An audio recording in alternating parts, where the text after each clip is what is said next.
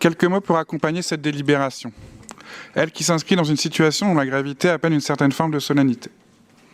Cette délibération, c'est celle de la solidarité entre les peuples.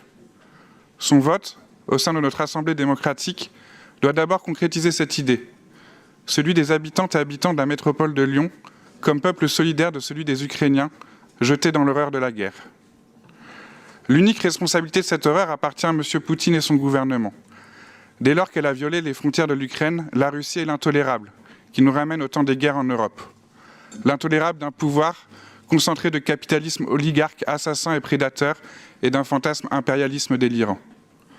La Russie, mais pas le peuple russe, a emmené malgré lui dans cette entreprise criminelle. Il nous appartient d'absolument faire cette distinction. Dès lors, il nous revient aussi d'installer cette délibération comme une solidarité envers ce peuple russe et celles et ceux qui bravent la répression et l'autoritarisme cruel de leurs dirigeants en manifestant contre la guerre. Un militantisme pour la paix payé chaque fois au prix fort et qui force l'admiration. Cette résistance, cette internationale solidaire ukrainienne et russe des peuples nous oblige. Car passer la sidération et l'émotion, c'est nous et nos homologues d'État qui avons ensuite la lourde tâche de penser la réponse politique. Ce n'est pas chose aisée, car la politique internationale est complexe, les systèmes d'acteurs composites et enchevêtrés. De plus, elle ne peut plus s'appuyer sur les grilles de lecture qu'on connaissait jusqu'alors et rencontre des contextes aussi inconnus que périlleux.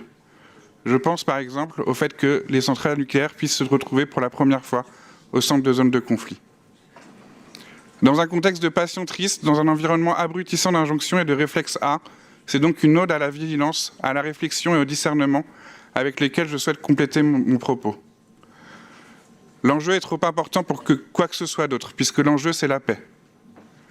Alors laissons-nous des espaces pour discuter, débattre, construire ensemble les caps et les lignes rouges, pour apporter les nuances et les complexités absolument nécessaires à ces scènes et situations qui souffrent tellement dès lors que le primaire ou le sommaire l'emporte. Oui, être solidaire, c'est, je crois, prolonger cette délibération d'espace pour comprendre, pour mesurer tout le sens, le poids et les conséquences de la situation et des leviers avec lesquels nous lui répondons.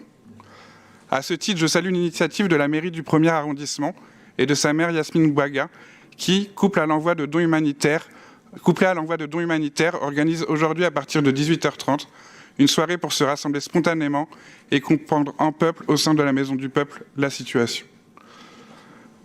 Et finalement, faire résonner ces mots de Jean Ferrat en conclusion. La force de la France et l'esprit des Lumières, cette petite flamme au cœur du monde entier qui éclaire toujours les peuples en colère, en quête de justice et de la liberté. Je vous remercie.